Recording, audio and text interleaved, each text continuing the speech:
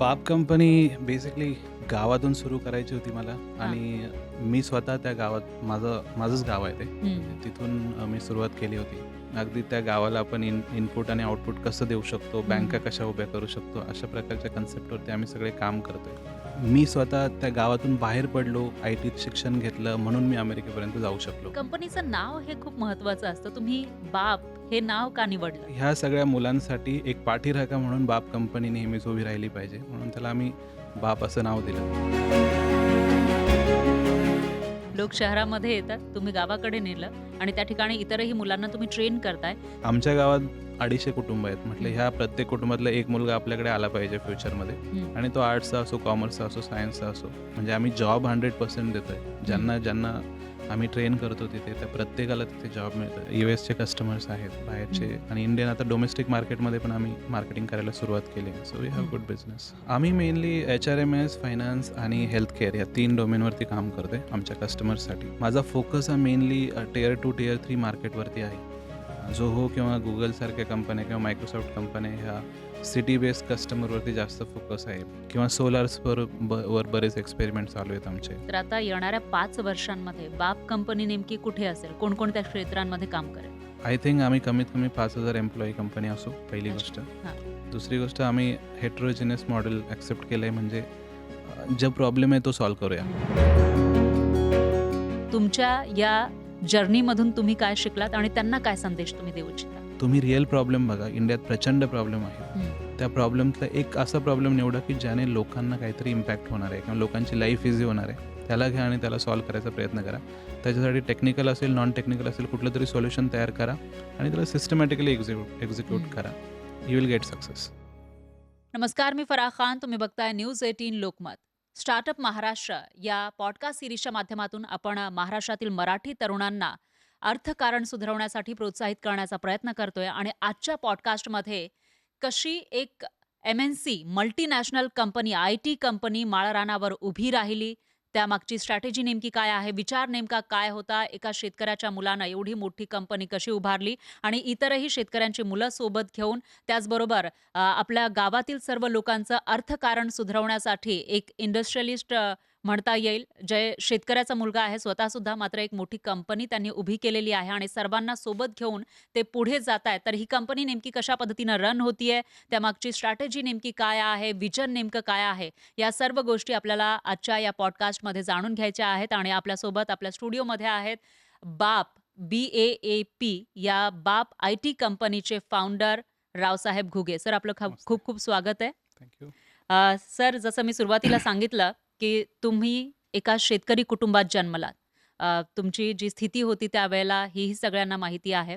अ, तसं असताना तुम्हाला संधी होती अमेरिकेमध्ये राहून तिथे नोकरी करण्याची आणि आपण बघतो, की बरेचसे लोक काय करतात, जेव्हा परदेशामध्ये नोकरी मिळते, तेव्हा तिथं आपलं सर्व आयुष्य घालवतात आणि त्याच्यानंतर रिटायरमेंटच्या वेळेला आपल्या गावी परततात, आपल्या मायभूमीवर परततात. असे अनेक उदाहरणं आपल्याकडे आहेत.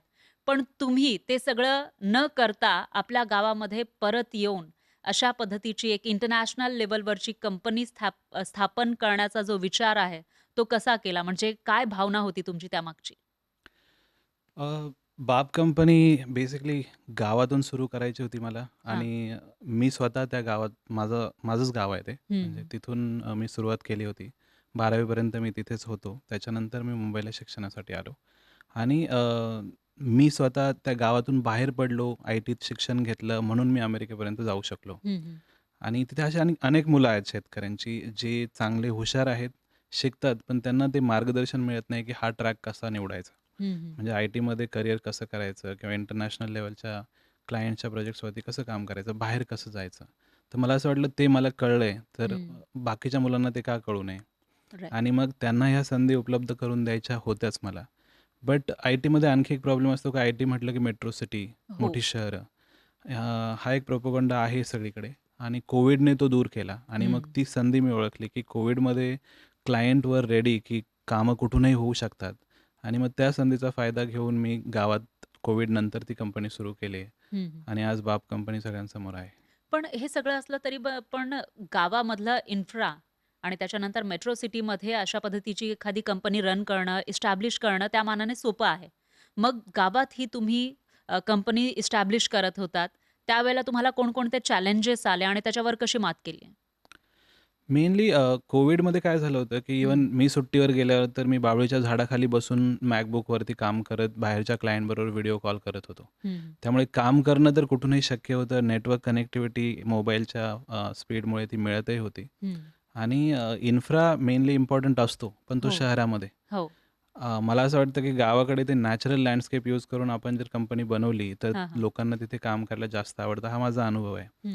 पण मी असं ठरवलं होतं, की लोकांना हे पटणार नाही हां. ग्रामीण भागामध्ये. त्यामुळे पहिल्यांदा आम्ही बराच खर्च केला आणि अगदी मुंबई, पुण्यामधल्या बिल्डिंग्स असतात, तशा लेव्हलचं इन्फ्रा आम्ही तिथे बनवलं. हं. अगदी काचेच्या बिल्डिंग्स, सगळ्या डिपार्टमेंट्स ज्या त्या मुलांना माहीत झाल्या पाहिजे अशा, म्हणजे फायनान्स असेल, HR असेल, अच्छा. सगळ्या गोष्टी. हं, हं. ते फर्स्ट इम्प्रेशन, लास्ट इम्प्रेशन असतं म्हणतात ना, तसं ज्यावेळेस मी त्याचं उद्घाटन केलं, त्यावेळेस जेवढी लोकं आली होती त्यांच्या डोळ्यांना ते म्हणजे असं एक आश्चर्य वाटत होतं, हं, हं. की अशा प्रकारचं इन्फ्रा मे बी रुरल एरियात पहिल्यांदाच त्यांनी पाहिलं असेल. बरोबर आहे. म्हणजे अगदी व्हीलचेअरसुद्धा गावाकडे मुलांनी बघितलेल्या नसतात. हं. गावातली बरीच लोकं जेव्हा उद्घाटनाला आली होती, तेव्हा त्या चेअरवरती बसून गोल-गोल फिरून बघत होती. त्यामुळे ते उभं केलं कारण त्याने एक इम्प्रेशन पडणार होतं हं, हं. आणि त्यातून लोकांना वाटलं, की इथे काहीतरी वेगळं होतंय आणि तिथून पुढे मग बरीच लोकं जोडली जाऊ लागली. हं. आणि कंपनीचं नाव हे खूप महत्वाचं असतं. तुम्ही बाप हे नाव का निवडलं? का ठेवलं? बेसिकली बऱ्याच आय-टी कंपन्यांची नावं असतात, XYZ टेक्नॉलॉजीज हां. किंवा मला असं वाटलं, की आपण ग्रामीण भागातच कंपनी चालवणार आहोत. हं. आपला उद्देश आहे, की शेतकऱ्यांच्या मुलांना आय-टीशी जोडायचं आहे आणि रुरल एरियाला अपलिफ्टमेंट करायचं आहे. तर गावाकडे काय असं नाव आहे, जे लोकांना स्ट्राईक होऊ शकतं? हां. कारण brand name is so much important. Yes. आणि म्हणून मला असं वाटलं, की गावाकडे बाप हा शब्द खरं तर 2-3 वेगवेगळ्या अर्थाने घेतला जातो. पहिली हां. गोष्ट म्हणजे बाप म्हणजे पाठीराखा एकमेकांच्या, म्हणजे सगळ्यांना साथ देणारा, सगळ्यांच्या पाठीशी भक्कमपणे उभा राहणारा. दुसरं म्हणजे अनेक असे विचित्र प्रवृत्ती गावाकडे असतात हं. आणि मग त्यांच्यात बोलण्या-बोलण्यात असं होऊन जातं, की "तू काय माझा बाप आहे का?" हं. किंवा "तुम्ही काय आमचे बाप व्हायला निघालेत हं. का?" तर म्हटलं ह्या शब्दाला वेगळ्या प्रकारचा अर्थ आहे आणि गावाकडली लोकं म्हणजे थोडी रांगडी लोकं असतात. हां. म्हणजे मी त्या उद्देशाने होतो, की चला चांगला माणूस आपल्याकडे आला तर त्याला म्हणूया, की आम्ही तुझ्या सोबत आहोत. हं. बाप म्हणून, पाठीराखा म्हणून आहोत. एखादा विचित्र आला, की त्याला हे म्हणूया, की आम्ही तुमचे बापच होऊन दाखवतो. So it has multiple meaning. But हं. मेन मीनिंग असा होता, की गावाकडे लोकांना म्हणजे आईवरती बऱ्याच गोष्टी होतात. हं. आपण बघतो, की आईवरती खूप पुस्तकं लिहिले गेलेत. आईवरती बऱ्याच मूव्हीज झाल्यात. हं. पण बापाला तो एक इम्पोर्टन्स मिळत नाही, भलेही तो कितीही महत्त्वाचे कामं करत असू द्या. तर मी माझ्या आयुष्यात असं बघितलंय, की माझे वडील शेतकरी असल्यामुळे हं. त्यांना कधी आमचं शिक्षण कळलं नाही. मी कुठल्या क्लासमध्ये आहे ते त्यांनी कधी लक्षही दिलं नाही. कारण ते त्यांच्या शेतीच्या कामामध्ये बिझी असायचे. हं, हं. आणि मी बाहेर पडलो, मी शिकलो. पण मला माझं उच्च शिक्षण घेत असताना नेहमी असं जाणवलं, की वडील जर शिक्षित असते, वडील जर नोकरी करणारे असते, तर आपला बराच मार्ग सोपा झाला असता. हं. आणि ती जाणीव होती. आणि मग तेव्हा बापाचा इम्पोर्टन्स हा नेहमीच कळत गेला होता. हं. आणि मग तेच मला असं वाटत होतं, की मी एकटाच नाही, अशा अनेक मुलं आहेत ग्रामीण भागामध्ये ज्यांचा बाप शेतामध्येच बिझी असतो, त्यांच्या करिअरकडे बघत नाही. शहरात आपण बघतो, की आई-वडील शाळेत सोडायला मुलाला येतात, हो. वेगवेगळे ट्युशन्स लावतात. गावाकडे तसं काही होत नाही. हं. तर म्हटलं ह्या सगळ्या मुलांसाठी एक पाठीराखा म्हणून बाप कंपनी नेहमीच उभी राहिली पाहिजे. म्हणून त्याला आम्ही बाप असं नाव दिलं. हं. नंतर आमच्या क्लायंटला सांगण्यासाठी त्याचा आम्ही फुल फॉर्म पण केला. अच्छा. पण तो असा ओढून-ताडून केलेला आहे. खरा अर्थ त्याचा बापच होता, हां, हां. की ती ग्रामीण भागात आयडिया स्ट्राईक झाली पाहिजे आणि मला असं वाटतं, की आज त्या नाव लोकं अभिमानाने घेतात. हं. म्हणजे पूर्वीला पहिल्यांदा माझे एम्प्लॉईज मला म्हणायचे, की "नाही, हे नाव बरेच लोकं त्याला नावं ठेवतील." असं. नाही म्हटलं, "करूया. हं. बघूया लोकं काय म्हणतायत." अच्छा. आणि ते आत्ता खरंच ते खूप त्यांना आवडतंय, की आपण ह्या कंपनीमध्ये काम करतोय. वाह! पण ही कंपनी तुम्ही सांगितलं, की ज्यावेळेला ओपनिंग होतं, त्यावेळेला लोक आले आणि अवाक झाले होते. पण या कंपनीला रिस्पॉन्स नेमका कसा मिळतोय? म्हणजे जे मॅनपॉवर आहे, ती तुम्ही कशी क्रिएट करताय, तयार करताय? सो इनिशियल माझी आयडिया अशी होती, की हं. आपण गावात आय-टी कंपनी सुरू हं. करायची. तर मी सुरुवातीला म्हणजे सुरू करण्याच्या अगोदरच नोकरीवरती काही ॲड्स टाकून बघितल्या होत्या. पण हं. कोणीच अप्लाय केलं नाही. जेवढ्या लोकांनी केलं त्यांना असं वाटत होतं, की काहीतरी स्कॅम वगैरे आहे की काय? एक्झॅक्टली. कारण जेव्हा एम-एन-सी म्हटलं, की की आपल्याला पुणे आणि मुंबई. पुणे, मुंबई, बंगळुरू ही सगळी येस, शहरांची नावं येस, येतात. Yes, yes. मग एखाद्या गावामध्ये तीही डोंगराळ अशा भागामध्ये एक एम-एन-सी आहे तर अशा ठिकाणी मग लोक काम करायला तयार होतात? जे नाही, तरुण हां, सुरुवातीला नव्हतं होत तसंच. मी तेच हां, बोलतोय, की आम्हाला रिस्पॉन्सच मिळाले नाहीत. म्हणजे हां. लोकांना असं वाटायचं, की आम्ही काहीतरी स्कॅम करतोय का? आमच्या हं, गावाचं नावही कोणी त्या अगोदर ऐकलं नव्हतं. तर मग आम्ही म्हटलं टॅलेंट आणायचं कसं? तर हं, त्याच्या अगोदर मी मुंबईमध्ये आमचं म्हणजे डेव्हलपमेंट ऑफिस होतं. तिथली काही मुलं गावाकडलीच मी नेली होती. त्यांना म्हटलं, की आपण इथे जाऊन काम करायचं आहे आपल्याला. आपण ऑफिस सेटअप करतोय आणि आपण शेतकऱ्यांच्या मुलांना घेऊन ट्रेन करूया. कारण आपल्याला काही टॅलेंट मुंबईत आणि पुण्यातून मिळणार नाही आहे. कोणी हं. तिथे येणार नाही. तर आपण जर रॉ मुलं घेतली 10वी-12वी नंतर आणि त्यांना जर ट्रेन केलं, तर त्यांना आपण आपले डेव्हलपर्स म्हणून यूज करू शकतो. आणि 1-2 वर्ष आपल्याला त्रास होईल म्हटलं त्यांना शिकवायला. बट त्याच्यानंतर आपल्याला मोठा मॅनपॉवर तयार होईल आणि दॅट इज द ओन्ली वे म्हटलं. हं, हं. जर आपल्याला मोठी कंपनी उभी करायची असेल, तर आपल्याला तिथे एज्युकेशन सुरू करावं लागेल ह्या मुलांना. अच्छा. आणि बरीच मुलं इंजिनिअरिंगची आली तिथे हं, हं. फ्रेशर्स. पण त्या इंजिनिअरिंगच्या मुलांमध्ये काहीच टॅलेंट नव्हता. म्हणजे आम्हाला जे काम करण्यासाठी मुलं पाहिजे होती, हं, हं. तेवढं नॉलेज इंजिनिअरिंगच्या मुलांमध्ये नसतं. म्हणजे तर प्रॅक्टिकल नॉलेज. प्रॅक्टिकल नॉलेज हां. नसतं. कारण ते कॉलेजमध्ये फक्त डिग्री घेऊन बाहेर पडतात. पण ॲक्चुअली इंडस्ट्रीमध्ये जे काही लागतं, ते त्यांच्याकडे नसतं. त्यामुळे हं, मग आम्ही म्हटलं, की एकदम रॉ मुलं घेऊया हं, हं. आणि त्यांना आपण मोल्ड करू शकतो आपल्याला जसं पाहिजे तसं. मग आम्ही अच्छा. 10वी-12वी नंतरची मुलं घेतली. हं, हं. त्यांना डिग्री पाहिजे म्हणून आम्ही एका युनिव्हर्सिटीबरोबर टाय अप करून त्या मुलांना डिग्रीही दिली हं, हं. पॅरलली. अच्छा. पण रिगरस शिकवलं. म्हणजे हं, हं. पहिले 18 महिने एकदम रिगरस ट्रेनिंग दिली हं, हं. आणि जवळ प्रत्येक टेक्नॉलॉजी 20-20, 30-30 मुलं तिथे तयार केली. हो. कारण माझी आयडिया अशी होती, की पूर्ण प्रोजेक्ट हा एकाच ठिकाणावरून रन होऊ शकला पाहिजे. हं, हं. मग त्याच्या आमच्या आय-टीमध्ये बरेच इंटरनल फील्ड्स असतात. फ्रंट एंड असतं, बॅक एंड असतं, डेव्हऑप असतं, सिस्टम इंजिनिअरिंग असतं. तर ह्या प्रत्येक याच्यावरती आम्ही मुलांना ट्रेन केलं हं, हं. आणि मग पूर्ण एक अशी इकोसिस्टम तयार केली, की तिथे पूर्णच्या पूर्ण प्रोजेक्ट रन होऊ शकतो. अच्छा. सो ही सगळी मुलं जी आत्तापर्यंत तयार झाली आहेत, ती बरीचशी त्यातली ही 10वी-12वी नंतर आलेली मुलं आहेत आणि ओके. ते 1-1.5 वर्षानंतरच ॲक्चुअल सॉफ्टवेअर्स बनवायला सुरुवात झाली होती हं, हं, आणि हं. तेही क्लायंटचे. अच्छा. आणि आमचा काही सीनियर स्टाफ होता, त्यांनी बरीच हेल्प केली ह्या सगळ्यांना ट्रेन करण्यामध्ये. सो ते रिलोकेट झाले, ते मायग्रेट झाले तिथे. अच्छा. So I did a reverse migration. हं, हं, हं. म्हणजे गावाकडे नेलं तुम्ही येस, लोकांना. Yes, yes. लोक शहरामध्ये येतात, तुम्ही गावाकडे नेलं आणि त्या ठिकाणी इतरही मुलांना तुम्ही ट्रेन करताय. तर ही जी ट्रेनिंगची प्रक्रिया आहे, ती नेमकी किती दिवस चालते? आणि त्याच्यामध्ये म्हणजे मुलांना तुम्ही एका युनिव्हर्सिटीसोबत टाय अप केलेलं आहे, हेही सांगताय. हं, तर हं. मग तिकडे 10वी-12वी नंतर ती डिग्री दिली जाते, प्लस शिकवलं जातं. पण निवड नेमकी कशी करता तुम्ही या सर्व मुलांची? नाही, पहिल्यांदा तर आम्ही आता 2 वर्ष आम्ही मुलं फक्त शेतकऱ्यांची आहे का ते बघितलं होतं. हं, हं. आता आम्ही ते थोडंसं शिथिल केलं कारण बरीच शहरातला क्राउड आहे आमच्याकडे आता यायला लागला आहे. अच्छा. तर मेनली हे शेतकऱ्यांच्या मुलांसाठी होतं, ग्रामीण भागातल्या मुलांसाठी होतं. त्यामुळे आणि कोविड नुकताच झाला होता. हं, हं. बऱ्याच मुलांना पर्सेंटेज कमी होते. हो. त्यामुळे आम्ही कोणालाही असं स्ट्रिक्ट क्रायटेरिया ठेवला नाही. तुम्हाला यायचं आहे, पॅशन आहे आय-टीमध्ये, तर तुम्ही इथे येऊ शकता, शिकू शकता. कारण याच्यात बरेच इंटरनल फील्ड्स आहेत. हं. तर म्हटलं ह्या मुलांना आपण समजून घेऊन, त्यांचं इंटरेस्ट बघून आपण त्यांना कुठे ना कुठेतरी अलाइन करू शकतो. मग असे सायन्स बॅकग्राऊंडचीच मुलं का? नाही. हां. सो त्यासाठीच आम्ही म्हणजे आमच्या गावात 250 कुटुंब आहेत. म्हटलं हं, ह्या प्रत्येक कुटुंबातला एक मुलगा आपल्याकडे आला पाहिजे फ्युचरमध्ये हं. आणि तो आर्ट्सचा असो, कॉमर्सचा असो, सायन्सचा असो.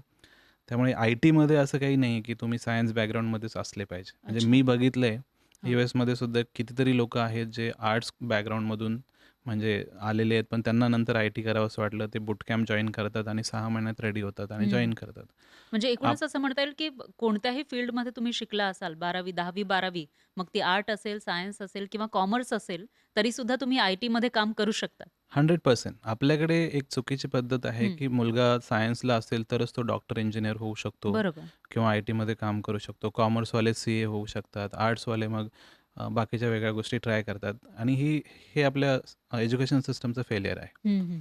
मला असं वाटतं, की म्हणजे 10वीचा मुलगा मी पुढे काय होणार आहे हे आपल्या पालकांच्या इन्फ्लुअन्सने बोलत असतो. हो. त्याला तसं काही कळत नसतं, की तो ॲक्चुअली काय होणार आहे पुढे जाऊन. नंतर 10वीच्या पर्सेंटेजवरती आपण आर्ट्सला जायचं, कॉमर्सला जायचं की सायन्सला जायचं ठरवतो. म्हणजे मला डिस्टिंक्शन मिळालं होतं म्हणून मी सायन्सला गेलो. हं. जो साधारणतः 50% वरती असतो तो कॉमर्सला जातो आणि 50% खालचे सगळे आर्ट्सला जातात. ही आपल्या एज्युकेशन सिस्टमची परंपरा आहे असं मी म्हणेल. पण मला असं वाटतं कारण मी माझ्या अनुभवातून हं, बघितलंय, हं. की कितीतरी असे मुलं होते जे बॅक बेंचर्स होते. कॉलेजमध्ये ते अगदी 40-50% पास होऊन झालेले, पण ते आज यूएस, ऑस्ट्रेलिया, यूकेमध्ये सेटल्ड आहेत आणि चांगलं काम करतायत. हं, हं. आणि काही खूप टॅलेंटेड मुलं होते जे मे बी टॉपर्स म्हणेल मी त्यांना, तेही आज फेलियर आहेत. हो. So I have seen such examples. हं. म्हणून मला असं वाटतं की ज्याला पॅशन आहे, ज्याला इंटरेस्ट आहे, ज्याला त्या फील्डमध्ये ते आवडलं, त्याने ते करावं. हं. आणि म्हणून मला असं वाटलं की आर्ट्स असो, कॉमर्स असो, आम्ही फक्त त्याला विचारतो, "तुला हं. खरंच आय-टीमध्ये इंटरेस्ट आहे का? तुला करायचं आहे का हे?" आणि त्याची जर मेहनत करण्याची तयारी असेल, तर तो 100% रेडी होऊ शकतो. आणि त्यातूनच मग आमचे पहिल्या वर्षाचे 200, दुसऱ्या वर्षाचे 200 अशी मुलं तयार झाली. त्यातली कितीतरी मुलं कॉमर्स आणि आर्ट्स बॅकग्राऊंडवाले आहेत, पण ते आता एक्सलंट कोडर आहेत. हं, हं. पण हे तुम्ही शिकवताना त्यांच्याकडून काही फी वगैरे चार्ज करता? हां, वी चार्ज फीज. इनिशियली काही मुलांना आम्ही फ्री केलं होतं, पण हां, हां. देन आय रिअलाईज की हे मुलं तेवढं सिरियसली घेत नाही. हां, मग ते हां. पळून जात आहेत. हं, हं. आणि हे सगळं कॉस्टली आहे, कारण 50,000 चा लॅपटॉप येतो. हो. त्याच्यानंतर दररोज 2-3 युनिट्स इलेक्ट्रिसिटी बिल खर्च होतं. हं. एसी आहेत ऑफिसेसमध्ये. सो ऑपरेशनल कॉस्ट हा बराच आहे. हं, तो हं. आम्ही रिकव्हर करायचा प्रयत्न करतो त्यांच्या फीजमधून. पण ती फीज दिलेली असल्यामुळे मुलं सोडतही नाही. ते हं. मेहनत करतात, कारण हं. आई-वडिलांचे पैसे अडकलेले असतात. पण ते पैसे सगळे रिटर्न होतात त्यांना बाय द टाईम. म्हणजे आम्ही जॉब 100% देतोय. हं. ज्यांना ज्यांना आम्ही ट्रेन करतो तिथे, त्या प्रत्येकाला तिथे जॉब मिळतोय. त्याच्यामुळे ते पैसे खरं तर वसूल होत आहेत म्हणजे पहिल्याच जॉबची वर्षी. गॅरंटी आहे. 100%. म्हणजे जेवढे मुलं येतील त्यांना जॉब मिळेल. हां. तसाच प्रोग्राम आत्तापर्यंत आमचा चालू आहे आणि तसंच करायचं आहे. हं, हं. हां, मध्ये काही सोडून जातात, त्यांचा इंटरेस्ट तेवढा राहत नाही, मग त्यांना आम्ही काही करू हं. शकत नाही. तर आता हे झालं ट्रेनिंग, त्याचबरोबर आपण ही कंपनी कशी तुम्ही सुरू केली हेही समजून घेतलं. हं, पण हं. कंपनी जेव्हा सुरू करायची असते त्यावेळेला फंड्ससुद्धा लागतात. तुम्ही ते फंड्स कसे उभे केले? सो मी यूएसमध्ये एका कंपनीचा पार्टनर होतो. म्हणजे मी आणि माझा एक इराणचा पार्टनर, आम्ही दोघांनी एक कंपनी सुरू केली होती 2017ला अच्छा. कॅलिफोर्नियामध्ये. तर त्याचे बरेचसे शेअर माझ्याकडे होते हं, हं. आणि अंटिल कोविड मी त्याच्यामध्ये पण काम. तुम्ही यूएसला कसं गेलात? म्हणजे हाही यूएसला मी हां. ॲक्चुअली जॉब करण्यासाठीच गेलो. हां. एक चेन्नई बेस्ड कंपनी होती, त्यांनी माझा व्हिसा केला होता हां, हां. आणि त्यांच्या थ्रू मी यूएसला गेलो. पहिले 2-3 वर्ष तिथे काही कंपन्यांसाठी काम केलं मी.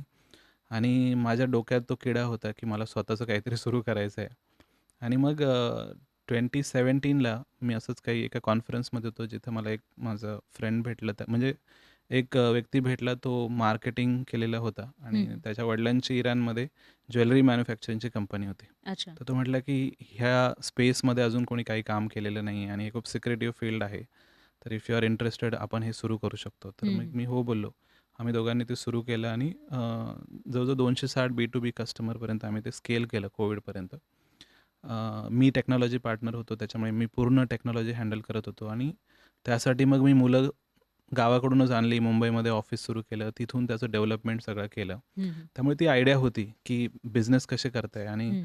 तिथे CTO असल्यामुळे मला बरंचसं यूएसमध्ये ते एक नाव झालं होतं, की he is a city of one company. त्याच्यामुळे हं. कनेक्शन्स चांगले होत गेले अच्छा.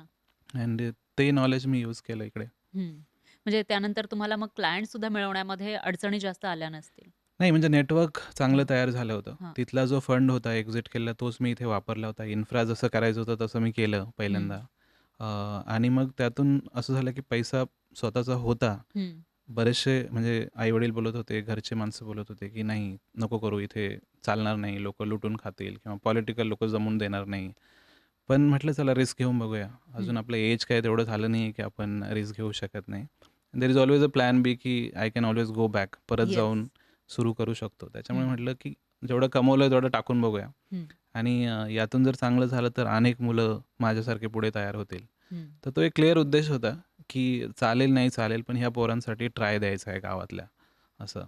आणि सुरुवात केली हं. तशीच. पण त्यावेळेला मग तिथल्या गावातल्या लोकांचा रिस्पॉन्स कसा होता? ते कशा पद्धतीनं बघत होते? कारण गावातल्या लोकांसाठी सुद्धा हे सगळं नवीन असेल.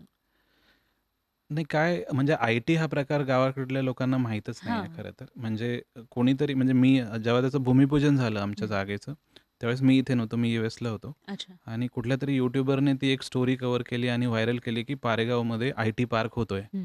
आणि ती खूप व्हायरल झाली. म्हणजे त्याच्यानंतर मला यूएसमध्ये कमीत कमी 15-20 दिवस कंटिन्यूअस फोन येत होते. आणि देन आय रिअलाईज, की याला आपण थोडंसं आणखी मोठं करूया. म्हणजे हं. पहिल्यांदा मी फक्त 1 फ्लोअर 100 मुलं असा विचार करत होतो. नंतर मला असं वाटलं, की हे महाराष्ट्रासाठी आपण ओपन केलं पाहिजे. आणि मग आम्ही ती बिल्डिंगचा प्लॅन चेंज केला. 7 फ्लोअरची बिल्डिंग तयार करायचं असं ठरवलं.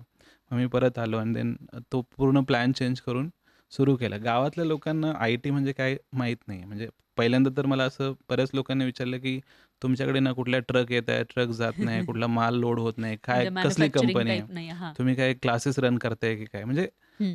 कंपनी म्हटलं की लोकांना गाड्या लोड झाल्या पाहिजे, तिथून गाड्या बाहेर गेल्या पाहिजे, आतमध्ये आल्या पाहिजे, ही कन्सेप्ट असते. हं, हं. आणि इथे तर काही सर्व्हिस कंपनीचा फंडा त्यांना माहीतच नाही. हं. त्याच्यामुळे अगोदर लोकांना बऱ्याच लोकांना असं वाटलं की ते कॉलेज होतंय. बऱ्याच लोकांना वाटलं की ते इन्स्टिट्यूट चालू आहे. हां. आणि ते समजावणं एवढं अवघड होतं. पहिल्यांदा मी सांगायचो, पण नंतर मी सोडून दिलं. म्हटलं जाऊ दे, यांना नंतर हळू कळेल. नंतर 1 वर्षात आम्ही एक ॲप लाँच केलं. हं. मुलांनीच बनवलं आमच्या आणि शेतकऱ्यांसाठी लाँच केलं, की त्याच्यातून ते लोकं बियाणं, खतं, औषधं ऑर्डर करतील. मग अच्छा. त्यांच्या हातात बाप कंपनीने बनवलेलं ॲप गेलं. त्याच्यामुळे हं. कळलं, की आपले पोरं काय काम करतायत इथे. हं, हं, हं. सो तिथून पुढे थोडं समजायला सुरुवात झाली. अच्छा. मग हे जे ॲप किंवा शेतकऱ्यांसाठी सुद्धा तुम्ही काम करताय, तर ते कशा पद्धतीने या कंपनी थ्रू करताय? तिथे ना 600 मुलं आहेत शेतकऱ्यांची हं. आणि मग आम्ही सगळे शेतकऱ्यांचेच आहोत. तर आम्हाला असं वाटलं, की आमचे आई-वडिलांचे प्रॉब्लेम आम्ही सॉल्व्ह करू शकतो हं. With the technology. अच्छा. तर ॲप तर बनवलं, लॉजिस्टिक सिस्टम आम्ही बिल्ड केली. त्यातून शेतकऱ्यांना बियाणं, खतं, औषधं काही तुम्ही ऑर्डर करू शकता. ते आपल्याला ॲपमधून येतील. त्याचबरोबर बराच अवेअरनेस आम्ही क्रिएट केला गावोगावी कॅम्प घेऊन. CSC ज्या स्कीम्स आहेत त्या लोकांना समजावण्याचा प्रयत्न केला. आत्ताही आम्ही आमचा एक गावगोठा म्हणून एक इनिशिएटिव्ह आहे. त्या थ्रू पूर्ण गावाचं GDP कॅल्क्युलेट करून अगदी त्या गावाला आपण इनपुट आणि आउटपुट कसं देऊ शकतो, हं, बँका हं. कशा उभ्या करू शकतो, अशा प्रकारच्या कन्सेप्टवरती आम्ही सगळे काम करतोय. अच्छा. आणि एवढी सगळे एम्प्लॉईज कॉन्ट्रिब्यूट करून बरेच एक्सपेरिमेंट आम्ही करतोय. तर हं. तो एक आमचा एक इंटरेस्टचा, पॅशनचा भाग आहे, की ग्रामीण भागाचं लाईफस्टाईल आपण कसं बदलू शकतो. आणि आमचं एक NGO आम्ही सुरू केलं आहे, गावगोठा फाउंडेशन. त्याच्या माध्यमातून आम्ही ते लोकांपर्यंत आणायचा प्रयत्न करतोय. हं, ते हं. सध्या सुरू आहे, कन्सेप्च्युअल मोडमध्ये आहे. त्याचं अच्छा. थोडं काम चालू आहे. बट आहे, की गावाकडल्या लोकांना टेक्नॉलॉजीच्या हं. माध्यमातून आपण पण तुमची कनेक्ट करू. कंपनी त्या गावामध्ये आल्यानंतर काही बदललंय? म्हणजे ज्या पद्धतीचं आधीचं गाव, पारेगाव आणि आत्ता बाप कंपनी त्या ठिकाणी एस्टॅब्लिश झाली त्यानंतरचं पारेगाव याच्यामध्ये काय फरक आहे? फरक असा आहे, की सगळ्यात क्लिअर आणि व्हिजिबल फरक आहे, की त्याच्या अगोदर आमच्या तालुक्याचे आमदारसुद्धा गावात जास्त येत नव्हते. हां. आत्तापर्यंत तिथे 15-16 आमदार येऊन गेलेत अच्छा. गेल्या 3 वर्षामध्ये. हां. आणि काही खासदार आणि मंत्री वगैरे. म्हणजे हा पहिला चेंज आहे. अच्छा. ज्या गावात म्हणजे रस्तेही नीट नाही आहे, तिथे एवढी लोकं येत आहेत. म्हणजे हा एक व्हिज्युअल बदल आहे. दुसरी गोष्ट म्हणजे गावातले कमीत कमी 30-40 कुटुंब आहेत, ज्याच्या घरात आमच्या म्हणजे पगार जातोय. ओके. बाकीच्या आजूबाजूचे आहेतच. हं, हं. पण जे खरंच गरजू लोकं होते ते तिथे काम करतायत आणि त्यांना पगार मिळतोय. त्याच्यानंतर जी काही मुलं होती, जी कदाचित पोलीस भरती, मिलिटरी भरती अशा गोष्टी त्यांनी केल्या असत्या. हं, हं. ती IT-मध्ये आले आहेत आणि आता ते चांगल्या प्रकारचे डेव्हलपर्स बनले. ते चांगला पगार घेत आहेत. म्हणजे गावाचं अर्थकारण सुधारलंय. ऑब्व्हियसली म्हणजे बऱ्यापैकी सुधारले आणि अजूनही बरेच लोकं तिथे तयार होतील आणि मला असं वाटतं, की माझी एक इच्छा होती, की त्या गावातले जेवढे कुटुंब आहेत, त्या हं, प्रत्येक कुटुंबात एक सॉफ्टवेअर इंजिनिअर तयार झाला पाहिजे हं. आणि त्याने इंटरनॅशनल कस्टमर्सबरोबर काम केलं पाहिजे तिथे बसूनच. तर ते आता हळू शक्य होतंय. ओके. पण हे आता आपण प्रक्रिया समजून घेतली. तुम्ही कशा पद्धतीनं विद्यार्थ्यांना ट्रेन करताय. तर त्यासाठी अप्लाय करण्यासाठी कसं तुमच्यापर्यंत पोहोचायला पाहिजे? काही वेबसाईट आहे किंवा असं काही? babcompany.com ही एक वेबसाईट आहे. हां. त्याच्यानंतर आमचं Instagram हँडल क्वाईट ॲक्टिव्ह आहे. म्हणजे 50,000-60,000 फॉलोवर आहेत आमच्या ह्याच्यावरती हं, हं. आणि सोशल मीडियावरती बरंच आमचं मूव्हमेंट चालू असतात. बरेचसे लोकं सोशल मीडिया थ्रूच येतात. आज आमच्याकडे अगदी कोल्हापूर, तिकडे अमरावती, विदर्भातली मुलं आहेत, मराठवाड्यातली मुलं आहेत आणि हे सगळे सोशल मीडिया बघूनच येतात. हं. पॅटर्न थोडासा स्ट्रिक्ट आहे आमचा, कारण IT-मध्ये काम करण्यासाठी खूप पॅशन लागते, प्रचंड मेहनत करावी लागते.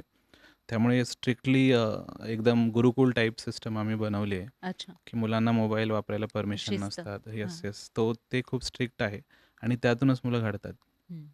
मग आता ही कंपनी किती मोठी आहे? म्हणजे किती लोक याच्यामध्ये काम करतायत आणि किती मोठ्या लेव्हलपर्यंत काम करतीये? आमच्याकडे टोटल 600 लोकं आहेत आता हं. सध्या. त्यातले 350 लोकं बिलेबल आहेत, म्हणजे क्लायंट्स प्रोजेक्ट्सवरती आहेत हं, हं. आणि बाकी ट्रेन होत आहेत, इंटरनल प्रॉडक्ट्सवरती काम करत आहेत. आम्ही आता ह्यावर्षी परभणीमध्ये पण सुरू केलं आहे. परभणीमध्ये एक सेलू म्हणून तालुका आहे, त्याच्यामध्ये डिग्रस म्हणून गाव आहे. तिथे हं. दुसरं आमचं सेंटर सुरू केलं आहे.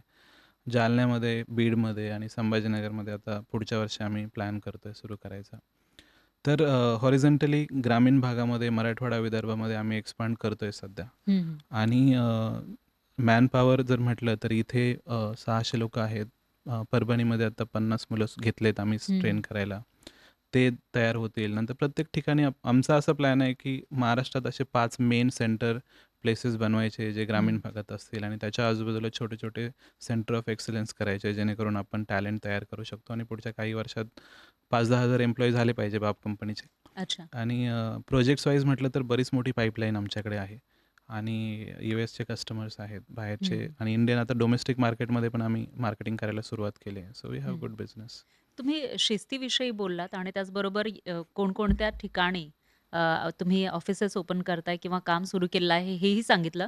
मला एक कुतूहल आहे, की गावात राहून ही जी आय-टी कंपनी आहे यासाठी काम करणारे एम्प्लॉईज हे ज्या पद्धतीनं मुंबईमध्ये सकाळी 8 वाजले, 9 वाजले, की वेळेवर लोक पोहोचण्याची गडबड करतात.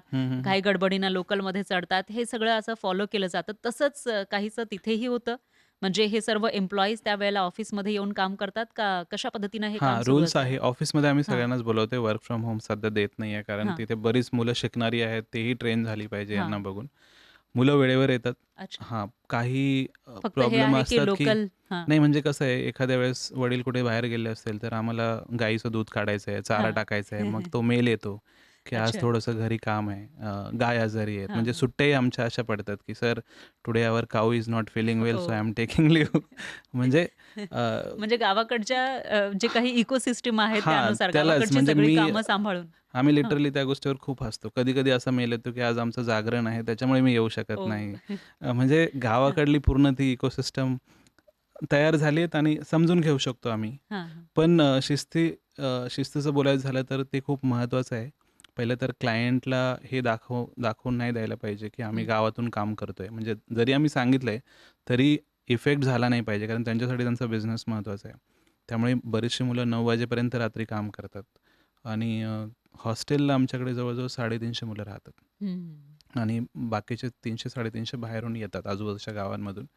त्यामुळे 24/7 तुम्ही जर कधी आमच्या ऑफिसमध्ये आला, रात्री 2 वाजता जरी आला, तरी तुम्हाला 50 मुलं काम करताना दिसतील. अच्छा. हां, आम्ही एन्करेज करत नाही, पण ती हं, पॅशन, तो इंटरेस्ट, कारण ते एज आहे. त्यांना खूप हं. साऱ्या नवीन-नवीन गोष्टी शिकायला मिळतात.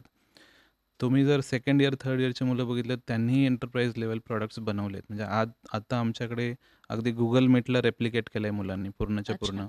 आणि तेही सेकंड इयर, थर्ड इयरच्या मुलांनी केलंय. हं, हं. सो बऱ्यापैकी मुलं मेहनत करतायत आणि शिस्तीत राहून करतायत. ते अच्छा. महत्त्वाचं आहे. मग ही मुलं जसं सुरुवातीला गावाकडचे लोक तुम्हाला विचारायचे, की ट्रॅक्टर इथून लोड होत नाही, काही हं, दिसत हं, नाही, हं. इन्स्टिट्यूट आहे का?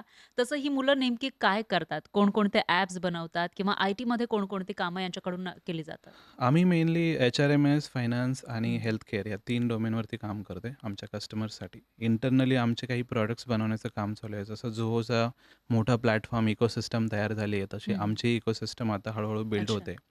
माझा फोकस हा मेनली टियर 2, टियर 3 मार्केटवरती आहे. Zoho किंवा Googleसारख्या कंपन्या किंवा Microsoft कंपन्या ह्या सिटी बेस्ड कस्टमरवरती जास्त फोकस आहे. बट मी असं बघितलंय की तालुका लेव्हल असेल हं, हं. किंवा अगदी खेड्या-खेड्यात छोटे-छोटे जे बिझनेसेस आहेत, त्यांच्याकडे आता टेक्नॉलॉजी एवढी नाही आहे. म्हणजे हो. अगदी 5% लोकं टेक्नॉलॉजी वापरतात. उरलेले 95% लोकं हे अजूनही ट्रेडिशनल पद्धतीने काम हं, करतायत. हं.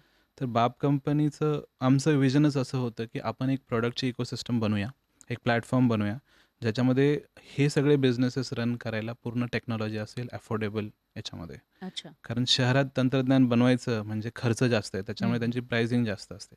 आम्ही खेड्यातून काम करतो. आम्ही त्याची प्राईस लो ठेवू शकतो. हं, हं. त्यामुळे टियर 2, टियर 3 आणि इव्हन टियर 4 म्हणजे विलेजेस मार्केट आम्ही मॅक्सिमम टार्गेट करायचा प्रयत्न करतोय.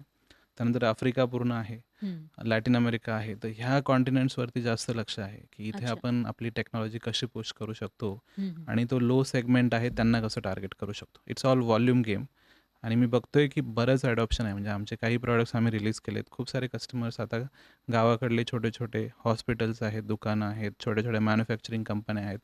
They don't have technology eight. हं. त्यांच्यासाठी आम्ही बनवतोय आणि ते लोकं अडॉप्ट पण करतायत.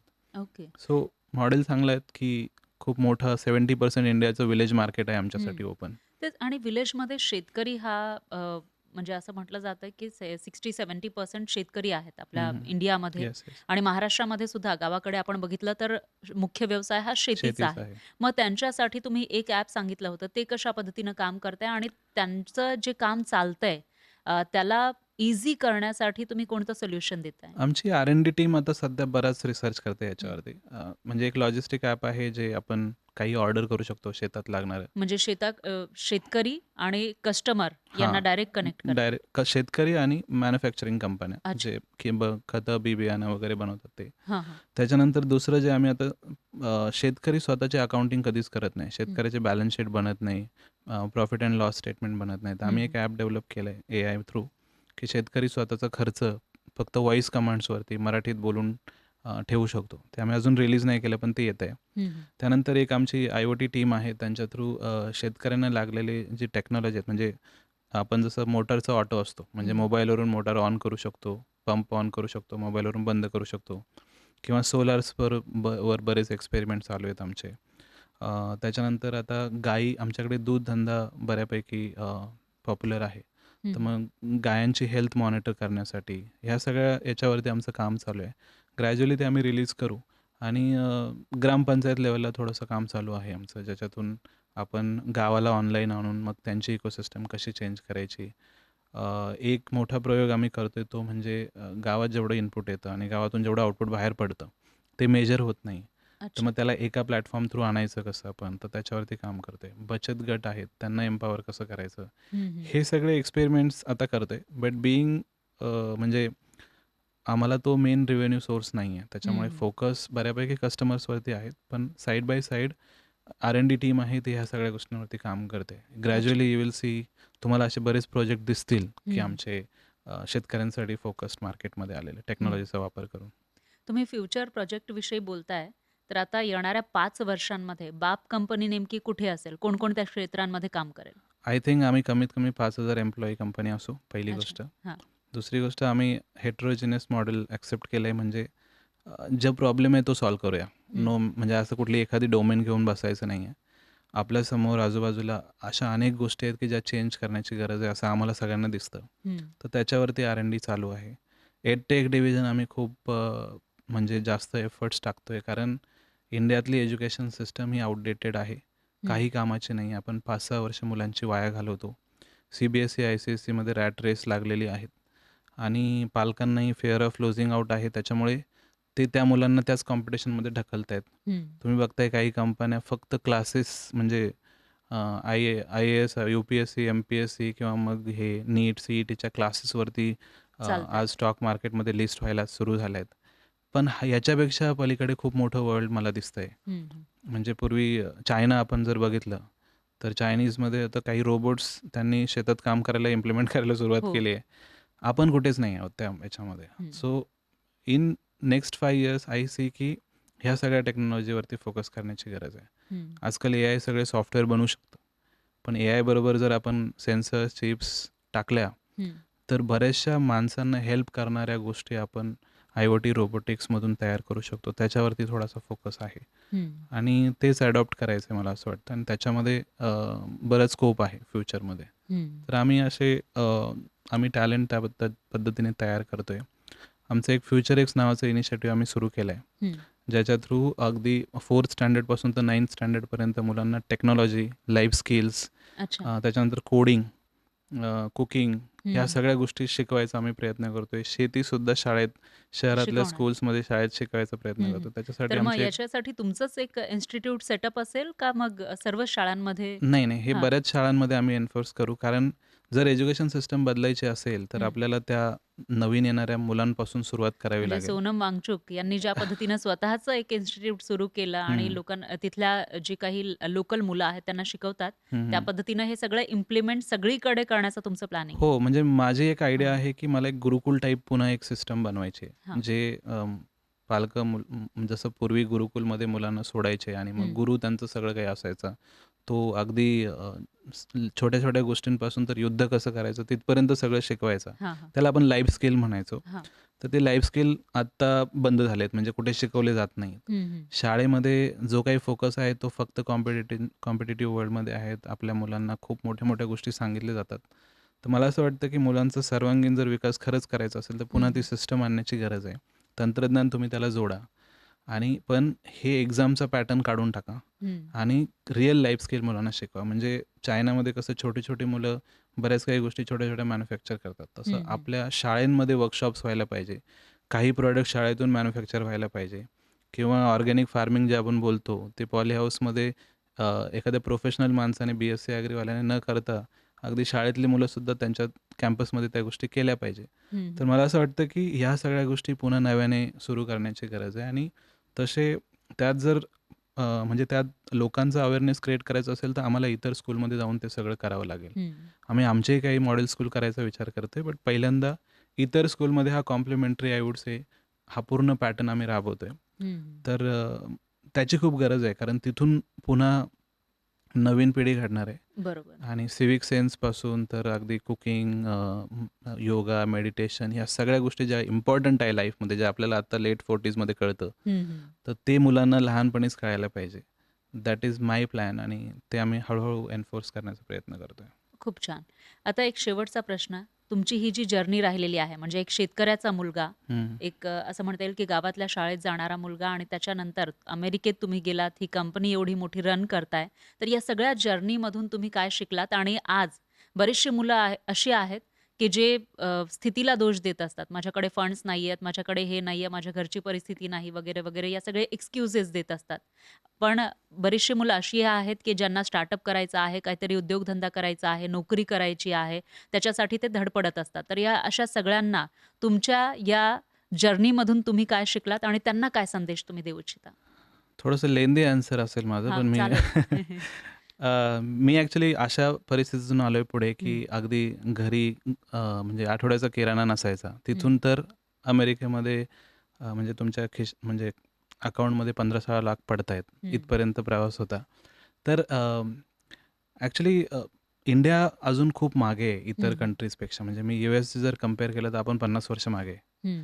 म्हणजे जर आपण तिथे जाऊन बघितलं तर तिथे सगळ्याच गोष्टी खूप सॉर्टेड आहेत. हो. आपल्याकडे नाही आहेत. सो आपल्याकडे पुढच्या 20 वर्ष मोठं प्लेग्राऊंड आहे. हं. ह्या तरुण मुलांना काहीतरी करण्यासाठी असं मला वाटतं. तुम्ही कुठेही जा प्रॉब्लेम आहे आणि स्टार्टअप म्हणजे काय तर प्रॉब्लेमला सोल्युशन काढणं. सोल्युशन देणं. हां. ते टेक्नॉलॉजीने असो नाहीतर बिना टेक्नॉलॉजीचे असो, पण तुम्ही एखादा प्रॉब्लेम जर सॉल्व्ह करत असाल तर त्याला आपण स्टार्टअप म्हणू शकतो. त्याच्या काही मेथड्स आहेत आयडिएशनपासून तर एक्झिक्युशनपर्यंत त्या मुलांनी आत्मसात करून तो प्रॉब्लेम सॉल्व्ह करण्याचा प्रयत्न करणं म्हणजे स्टार्टअप आहे. हं, आजकाल प्रॉब्लेम असं झाला आहे की लोकांना असं वाटतं की स्टार्टअप म्हणजे IT मध्ये काहीतरी करणं. हं, करेक्ट. पण आता तुम्ही बघितलं असेल मुंबईमध्ये एक कंपनी आता गेल्या मागच्या वर्षी आली की घरामध्ये आपण बघतो मेड पाहिजे काम करायला. हं, हं, तर आपण मेड 1 तासासाठी बुक करू शकतो. हं. करेक्ट. हा एक हो. प्रॉब्लेम होता ना, जेन्युइन प्रॉब्लेम आहे. आजकाल कपल्स काम करतात दोघेही, घरात काम करायला कोणी नाही. Somebody solved it. कोणीतरी तो सॉल्व्ह केला. गावामध्ये आता सिंपल आहे, की आपल्याला जर इलेक्ट्रिसिटी जात असते, येत असते, लोड शेडिंग आहे. मोटर चालू करायची शेतकऱ्यांना प्रत्येक वेळी त्या याच्यावरती विहिरीवरती जाणं, मोटर चालू करणं, तर कोणीतरी ते ऑटो काढला. हं, त्यातून मग मोबाईलमधूनच ते मोटर ऑन आणि ऑफ होते. तर असे अनेक प्रॉब्लेम आहेत आपण जे बघतोय. तर मुलांनी प्रॉब्लेम घेतला पाहिजे आणि त्याच्यावर सोल्युशन काढण्याचा प्रयत्न केला पाहिजे. तुमची स्टार्टअप होणार. जर माझा स्वतःचा एक्सपिरियन्स असा आहे, की आपण जर लोकांचं काहीतरी प्रॉब्लेम सॉल्व्ह करत असू, तर हं, ती आयडिया कशी असो ती सक्सेस होणारच. म्हणजे आम्ही एक सिंपल प्रॉब्लेम सॉल्व्ह करतोय, की गावातल्या मुलांना कोणीच गाईड करत नाही. हं. IT मध्ये जरी एज्युकेशन घेतलं तर जॉब कसं मिळवायचं हे त्यांना माहीत नाही आणि अगदी अमेरिकेपर्यंत जायचं कसं हे त्यांना माहीत नाही. एवढाच प्रॉब्लेम आम्ही सॉल्व्ह करतोय.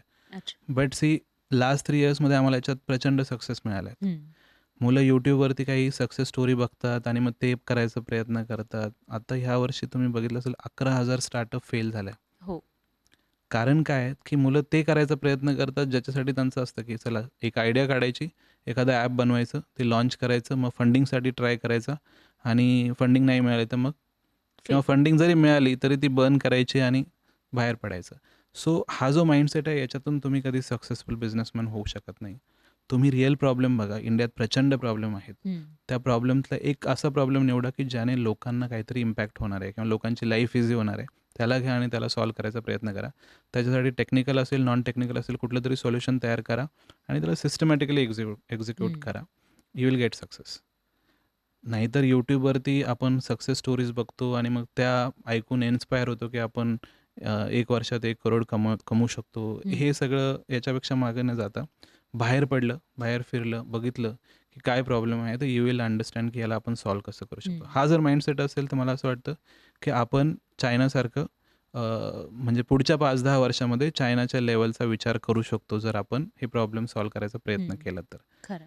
आपल्या बाथरूममध्ये जर बघितलं तर अनेक चायनीज प्रॉडक्ट आहेत. छोटे-छोटे इनोव्हेशन्स त्यांनी केलेले आहेत. हो. आपण इमॅजिनच नाही करू शकत त्या लेव्हलचा विचार ते लोकं करतात.